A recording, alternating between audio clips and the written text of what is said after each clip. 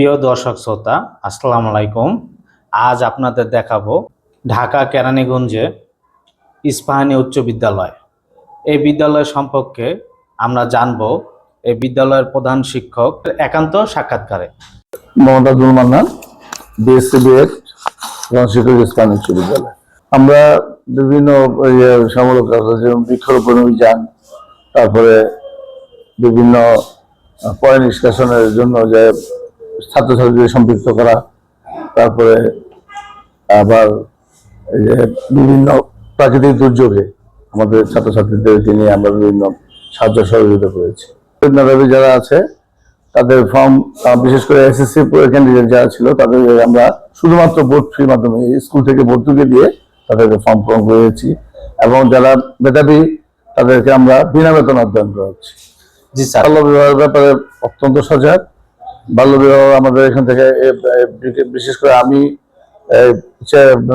আসার পর ইনশাল্লাহ কোনো বাল্য বিবাহ হয় না, এবং তার আগেও আমরা বিদ্যালয়ের পক্ষ থেকে বিভিন্ন গার্জেনদেরকে সচেতন করার জন্য তাদের সাথে সেমিনার করেছি, সভা করেছি, এবং সাথে সাথে ইফটিজিং এর যে ব্যাপারটা, এটা তো একটা সামাজিক ব্যাধি হয়ে গিয়েছিল।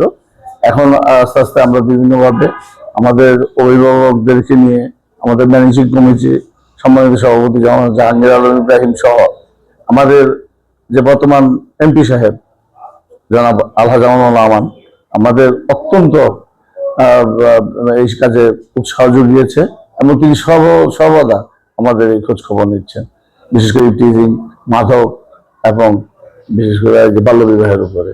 আমাদের ভবিষ্যৎ পরিকল্পনা হলো যে আমরা এই স্কুলটাকে একটা মডেল করতে চাই, যেন আমাদেরকে অন্যরা অনুসরণ করে। এবার যে রেজাল্ট হয়েছে, এই রেজাল্টটাকে আমরা 100% উন্নতি করার জন্য চেষ্টা করছি ইনশাল্লাহ। এবার আমরা কিছুদিন আগে অভিভাবক সম্মেলন করেছি, মত বিনিময় করেছি, এবং তারা আমাদেরকে নিশ্চয়ন করেছে যে ইনশাল্লাহ আমরা আপনার কাজে সার্বিক সহযোগিতা করি। বর্তমান সরকার আমাদের চাওয়া যে শিক্ষা ব্যবস্থার কারিকুলাম গুলোকে সঠিকভাবে নির্ধারণ করা, এবং সাথে সাথে আমাদের এই ঘন ঘন কারিকুলাম চেঞ্জ না করে একটা পার্মানেন্ট কারিকুলাম দেবে, এবং ছাত্রছাত্রীদেরকে পড়ার টেবিলে কেউ আনা যায়, এ ব্যাপারে তাদের একটা সাহায্য আমরা চাচ্ছি।